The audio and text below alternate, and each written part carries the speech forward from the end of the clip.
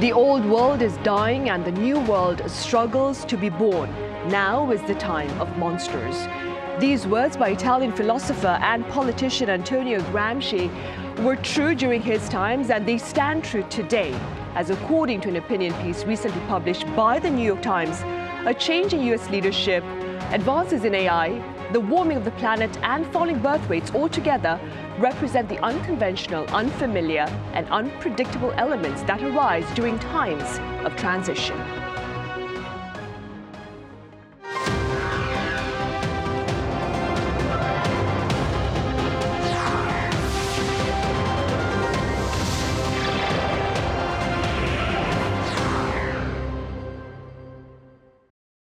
Hello and welcome to Press Perspective for this Friday, January 31st. For those of you here in Korea, hope your extended Lunar New Year holiday was filled with love and laughter. Now that both the solar, if you will, and Lunar New Years have been ushered in, we try today to make sense of the events that have taken place amid the start of 2025. For more on this, I have Kelly Kasulis Cho with the Washington Post here in the studio. Kelly, welcome back. Hope your holiday was good. Happy to be back. I also have Colin Marshall, writer, and with the foreign pundit's take on issues that we discussed today. Colin, as always, thank you for being here. Glad to be here. Kelly, a week before Mr. Trump's return to the White House, the New York Times published a thought-provoking opinion piece about the turbulent times of transition. Could you tell us a bit about that article and what were some of your own takeaways from it?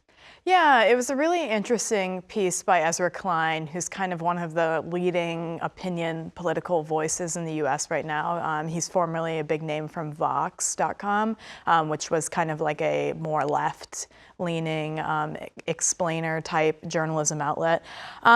You read kind of the opening of the piece earlier, and I thought that was really succinct for the whole piece. The idea of that piece is basically that we're facing an uncertain future. Things that we once took for granted now feel like they are under threat or may not exist anymore.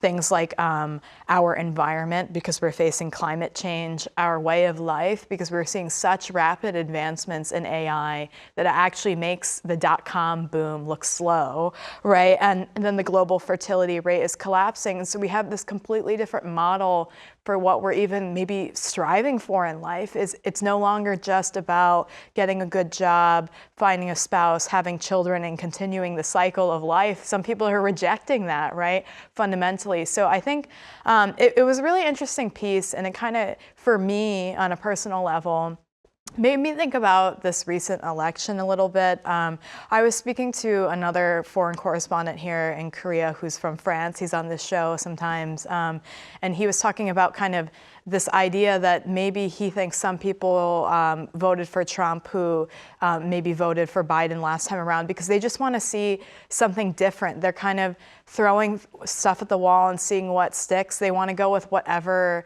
represents change, whether that change is good or bad, they don't know.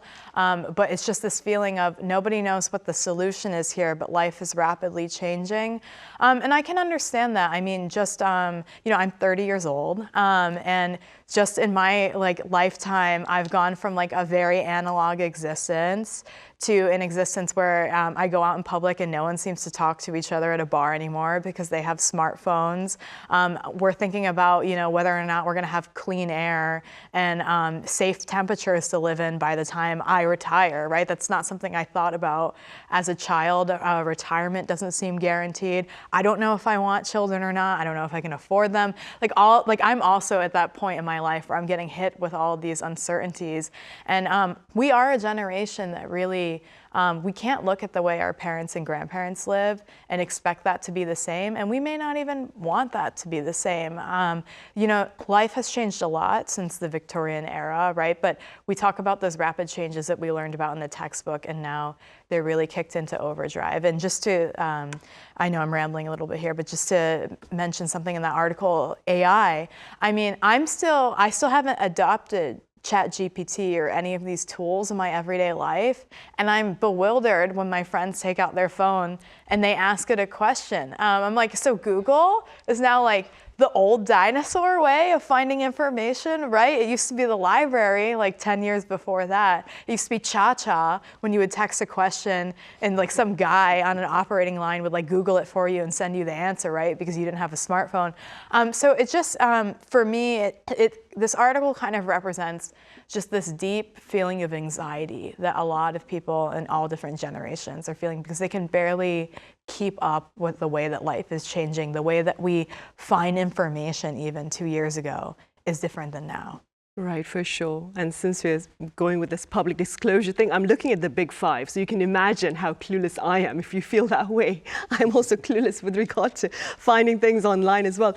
Colin, the same article, the same opinion piece published by the New York Times has linked Korea's dismal birth rate to the discontent of its people, which in turn the writer links to the political turmoil here in the country as we speak. What are your thoughts on this? He makes a point that I think listeners won't immediately guess when they hear the question. They might think he's saying South Koreans are so discontented that they're not reproducing, which is something that I've said in my own way. We'll discuss that later. But Ezra Klein he's making the point that a growing country, an economically growing country, is an optimistic country. And we don't really have evidence of a country being able to remain optimistic when it is not growing economically and quickly. We can think of the United States after World War II, sort of the mid-40s through the 1970s. A country with fast growth, you can sweep a lot of problems under the rug if you're getting that economic growth. Or in Europe, many Western European countries have a phrase referring to a glorious span of 30 years that happened after the war when they were growing economically. And it happened differently for each of them, but they all look back in the same way, thinking, how can we recapture that? I mean, make America great again in Trump's campaign. I mean, that's what they're referring to about the U.S., in the frame of the U.S. But with thinking about this Ezra Klein point, we should bear in mind, yes, it's without growth, without economic growth, yes, we don't have optimism. Without population growth, economic growth may also be more difficult than we think.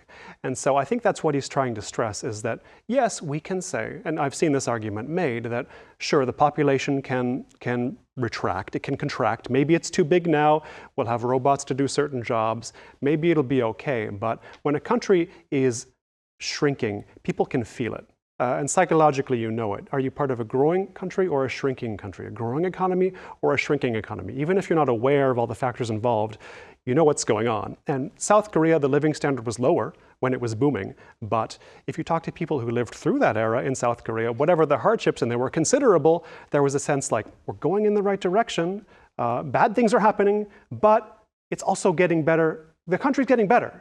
We're getting richer. We're getting rich. Like that's things will be okay, even if we have bad infrastructural accidents or if our lives are not very good. The country's going in a direction, and we can feel it. That momentum. And if you lose the momentum, you might have a problem. Right. Kelly, with regard to the birth rate here in the country, Korea is expected to see its annual birth rate rebound for the first time in almost a decade. Do tell us a bit more about this. Yeah, so I was quite surprised to hear this because as a reporter here, the birth rate conversation has always been very depressing and dismal. My understanding of the situation is that the number of newborns rose 3% from a year earlier when you look at the January to November period last year. But a lot of that might actually just be the fact that people kind of rushed to the altar after COVID. They had delayed their weddings because they wanted to have a proper ceremony. And at least in East Asia, generally speaking, marriage and starting a family are more closely tied together than in other nations where people don't necessarily feel like they need to take the step of marriage to have a kid, or there are more, as we call them in the US, dinks, dual income, no kids kind of mentality, where people get married to be together, but they're not necessarily family planning. Do I think that this means that Korea is solving its birth rate issue? I don't really know. I mean, the Yoon government did establish a ministry or a department in the government to look at this. There was a very small, very, very modest subsidy of 500,000 won, which is like $350. that you're given one time if you get married. None of that is going to sway people to start, going to the altar and then, having children. And we've even discussed before in this show how a lot of the generous benefits that are given to new parents are still maybe not enough to sway them. I don't think that this optimistic news is suddenly going to get schools repopulated and universities repopulated and more soldiers on the border of North and South Korea. I think these chronic aging society problems are probably still going to exist. But it is interesting. It's the first time I've heard anything optimistic on the matter of the fertility rate in Korea in my entire time being here. So. Right.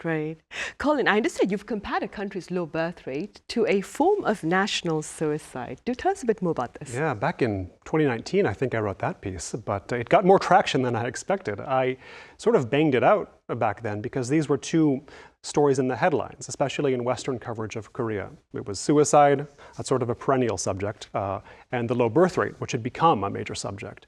And so, well, you think it's a sort of obvious connection to draw there. Wrote an essay, and I figured that was the end of that. I wouldn't think about that anymore. But then that essay was included in a book I published here in Korea last year. And apparently it struck a chord with Korean readers. And it was a surprising selection by the publisher, but I sort of went with it, and I've heard many questions about that since. And I would say, to make an objection to framing it as national suicide, one might say, well, it's a choice, it's an individual choice not to have kids. You might just not want to, you might have reasons you can't, or there might just be circumstances in life that are not compatible with having children. Fair enough, but at that scale, at the scale of a society, a nation, those individual choices are no longer individual. If so many are making them so regularly, or so many are going in the same direction. And so you can look at this as a larger phenomenon, especially if you drill into, say, when people explain why they don't have kids. If they say something like, oh, I can't establish my life here in Korean society. Sometimes they emigrate and then have kids. So it's sort of a similar deal as not having kids at all by the metric of the Korean birth rate. That book, when it came out, the one I wrote, I got invited to some book clubs. In one book club, they asked me, well, I was asking them actually, because they were asking me about this essay. And I asked them, these were all auto company workers in their 30s actually. And I asked them, okay, why don't you have kids? And they say, because I don't have enough money. I can't start a family. We're not even married. We can't get started. We can't buy a house. We can't establish ourselves well enough financially to have kids. And I asked them, okay, you were born in the 90s. Did your parents have a lot of money when they had you? And they all just looked at each other, I guess not. They didn't. So expectations have changed, certainly. But also the expectations of how much support they can get from their own families have changed. We can see this in the US too. Families live far apart from each other and have for quite a while in the US, the last couple generations. There's no more sort of multi-generational households in the US. In Korea, that's happened at a sort of later time scale. But I think people are right to say that they don't feel like they're secure enough, but at the same time, expectations have shifted dramatically as a result of the development of South Korea as well. So I think the Ezra Klein piece we referenced earlier, he said it's important to develop a pro-natal culture, I think he said, a culture where having families is at least, if not an expectation, then something good. So that might be the next step rather than sort of throwing money at it, which obviously doesn't work very well. Right, and staying with that opinion piece by the New York Times, Kelly, it also spoke about, like you mentioned earlier, advances in AI, and quite a number of pundits within that field have also spoken about the importance of having guardrails with regard to development, that is, of AI. Now, within hours of coming into office, President Donald Trump revoked AI guardrails put in place by the Biden administration. Do tell us more about this move and what has been shared about the Trump administration's own, perhaps, guardrails with regard to AI development. Yeah, it's interesting. So this executive order from Biden, which is like a couple of years old at this point, my understanding of it, based on what I've heard from other pundits and journalists, is that it wasn't that it was super substantive. It wasn't like this regime of rules that are now being undone, but it was more an executive order in spirit, trying to create some guardrails and set some intentions for the safe and sane development of AI, and I believe that was around 2023. So at that time, we were just starting as a critical mass to understand that AI has arrived and it has potential to penetrate our daily lives. Now let's do something, set some intentions to regulate it, right? Now we're in 2025, not that far ahead, and it's already integrated in our daily life. I interact with AI every day unwillingly by just scrolling through Instagram and seeing deep fakes and all sorts of things like that. And then other people, as I mentioned earlier, are actively making the choice to use it to find information. So the repealing of this executive order seems to suggest that innovation for the Trump administration matters more than safety and kind of a metered safe development of AI. And why is that? From my understanding, for years, we were way ahead in the United States of China in terms of AI development and its sophistication. And my understanding is that China has already rapidly caught up. And so now it's yet another factor of this kind of innovation race or this technology war that has been brewing between the United States and China, where both countries are really trying to be the ones to harness and corner this market, and also to limit each other. And just anecdotally speaking, about 10 years ago, a little more than 10 years ago, in 2013, 2014, I was invited as a reporter to go cover an AI conference in Boston. And why did they invite reporters at that time? Because they were just trying to get the public to even understand what artificial intelligence is. I mean, that was the first time that I had heard terms like machine learning before. And really, these people were brilliant scientists from MIT and Harvard, but they were talking down to us, just trying to get us to relay to the public like what these terms mean. And now 10 years later, we're actively using it, and this is all, kind of common knowledge among the layman user because they interact with it so much already. So that just shows you how much the culture on this can change and how quickly it can develop. And I think right now is a critical moment where what we do every day is really going to set the pace and the tone for how our world looks 5 years from now. I mean, look at how quickly self-driving cars have come into play. I mean, when I was a reporter at Mike.com, which is no longer, in 2017, Elon Musk was throwing out ideas like, we're going to have self-driving cars on the road by 2025. And at that time, that was a really bold thing to say. And there was a lot of speculation that this was just bluster and it was just, something to get media attention. And now look at us. So I think we're just seeing our way of life change at such a rapid pace. Right. And against this backdrop, Colin, here in South Korea, there is quite a bit of concern about the phenomenon, or over the phenomenon of brain drain where AI is concerned. Yes. Very broadly speaking, what do you suppose are the potential causes of this phenomenon, and what might be a few countermeasures? Brain drain, of course, being the phenomenon by which a country is drained of its best brains, its smartest or most ambitious people, by a country to which they emigrate. The largest example being the United States, but a country can lose its brains to other countries as well. And in the case of, South Korea, yes, it's surprising to see in a way because it's a high-tech society and a high IQ society in and of itself, South Korea. And so you'd think it would be well equipped to do AI or any other technology domestically, and it would not lose the people who could develop it most effectively to other countries. So what's going on here? South Korea has had a kind of brain drain going on in other fields as well, because I think in part the emphasis on, or the almost idealization of, for example, foreign education or getting hired at a foreign company. I mean, South Korea still looks a little too much to the United States, for example. If that wasn't the case, this might be a bit of a different conversation. But also, thinking more practically, it's not easy to start a company in South Korea. It's not easy to hire in South Korea. It's not easy to bring people here when you compare to the United States. And usually this conversation is about the US versus Europe. It's, why is Europe lagging behind so far? Why is their economy just such a laggard now? They're not doing much AI either. Europe, it's just notoriously difficult in most of the countries in the EU to just get anything going, hiring, firing, getting money, doing anything. There's so much red tape and so much friction. And Korea also has friction that is, I would say, unnecessary, but also, let's face it, a lot of people who start a tech company in Korea, their goal is to be acquired by a chaebol. And so that's going to cut off your ambitions right there. There are startups in the US, tech startups, who want to be acquired. They're not well respected. That's not the goal. The goal is to grow big. Here, the thinking is different. And that's why an ambitious tech or AI startup might want to consider going somewhere else. That's why they do consider going somewhere else. Right.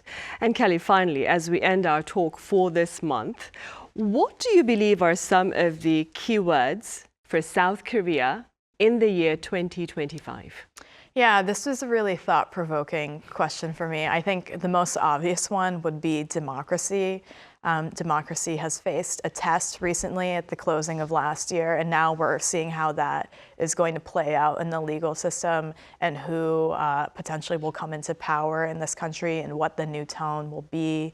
Also because of South Korea's relationship with the United States, who has now elected a new president that is sending some people into a frenzy discussing the state of democracy and the future of American politics. I think that's an important word.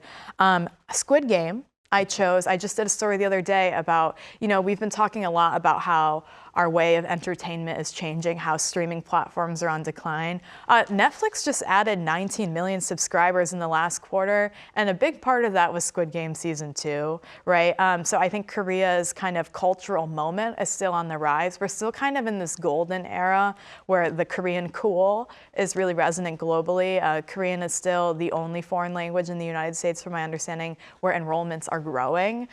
So I think right now we're still kind of on our way up in South Korea in terms of its global cultural hold on the rest of the world. And then this last one's a little self-serving. The last keyword I wanted to choose was air. And the reason why I say that is because before the pandemic hit this country, as a reporter here, one of the biggest political and public health issues of the time was the air quality. And I think there were some studies suggesting that 30 to 40 people were dying per day directly linked to pollution and respiratory illness in the high seasons for the fine dust pollution. And they used to have like daily or weekly press conferences. Former President Moon had all of these policies rolling out. We saw a modest reduction in pollution. And so I think that now that this pandemic has kind of rested here, maybe it's time to focus on this public health issue again. Right, so democracy, Squid Game, and Colin, what is your key word for South Korea for 2025? Well, I'm thinking of Kelly's answer and about the sort of reaction in South Korea to the re-election again of Donald Trump. I saw a poll in the Financial Times that ranked U.S. ally countries and sort of reactions in the public to what they think of Donald Trump being sort of returning to the presidency. And South Korea was the most negative. It had the most people who did not like this, who disapproved, who thought it was a bad thing that Trump was reelected. And so I'm thinking, well, if you don't want to be so affected by who the president is in the U.S., maybe it's time to change the relationship with the U.S. Something long overdue, I would say, in South Korea. My word would be sovereignty. Sovereignty for 2025. Yes, indeed. From Colin, and Squid Game and democracy from Kelly. All right then, the two of you, thank you so much, Kelly, for your time and your thoughts. And Colin, thank you very much for your insights. Thank you. Right, well, on that note, we end today's edition of Press Perspective. As always, thank you for watching. Have a great weekend and be sure to tune in same time next Monday.